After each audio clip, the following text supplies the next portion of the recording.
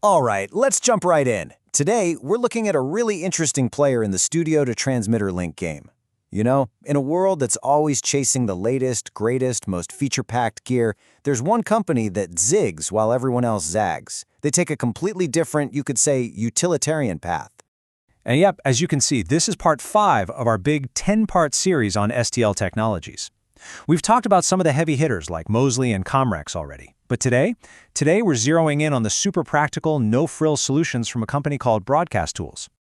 So let's start with a question that probably hits home for a lot of you out there. What do you do when you need a rock-solid, dependable link to your transmitter, but your budget just won't stretch to cover that premium, top-of-the-line equipment? Well, this is the exact problem that Broadcast Tools is built to solve. To really get what their products are about, you first have to understand their whole philosophy. It's different. It's not about pushing the limits of technology or packing in every feature imaginable. It's about one thing, delivering a functional, reliable tool for a very specific job, and doing it as cheaply as possible. This quote really says it all, doesn't it? Simplicity, reliability, and value pricing. It perfectly spells out who they're for. I want you to picture a small community radio station, maybe broadcasting out of a local college. Their budget is tiny. Their engineering staff might just be one part-time person who knows their stuff. For them, practicality and cost are everything. This is the world where Broadcast Tools makes perfect sense. So what's actually in this utilitarian toolbox? Well, they offer solutions in the two main areas you'd expect for STL. IP-based systems for sending audio over a network, and of course the traditional RF systems for those microwave links. On one side, you have their AudioTX STL IP line, which is made for stable, predictable network connections. And on the other, you've got their RF systems running in the classic 950 MHz band. But you see the theme here, right? It's consistent across both. Straightforward, gets the fundamental job done, and it's easy on the wallet. And if we take a peek under the hood of their IP hardware, the specs tell the whole story. You see standard codecs, basic network protocols, the essential audio inputs and outputs. But look at what's not there. There's no fancy adaptive tech for dealing with a messy public internet connection, no automatic seamless failover. It's a simple, reliable box designed for a simple, reliable network, period.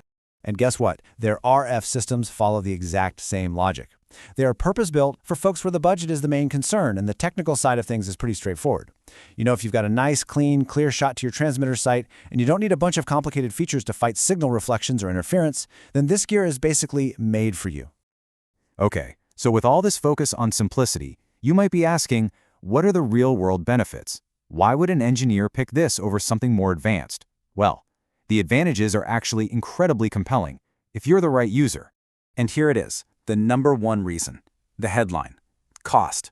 And we're not talking about a small discount here. Choosing Broadcast Tools can literally save you 40 to 60% compared to the big name brands. For a small station, that's not just a nice saving, that's a massive, game-changing difference that could be the deciding factor in getting an upgrade done at all. But it's not just about the sticker price. Their value really rests on two other pillars. First up, simplicity.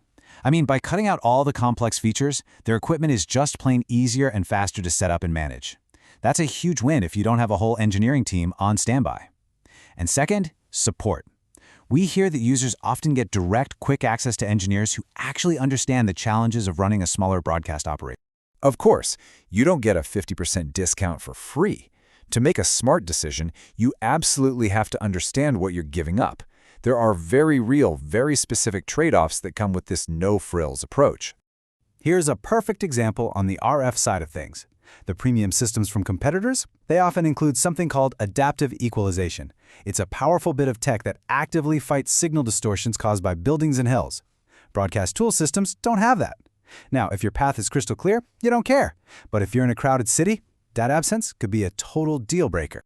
And here's another great example of a trade-off, how the gear handles hardware failure. High-end systems often have redundant, hot-swappable power supplies. So if one fails, you just pull it out and slide a new one in, all while you're still on the air. With this more basic approach, if a power supply goes down, the whole unit is offline until you can get it fixed or replaced. So just to sum up the limitations here, You're giving up those advanced features like smart network tools and modern audio over IP integration.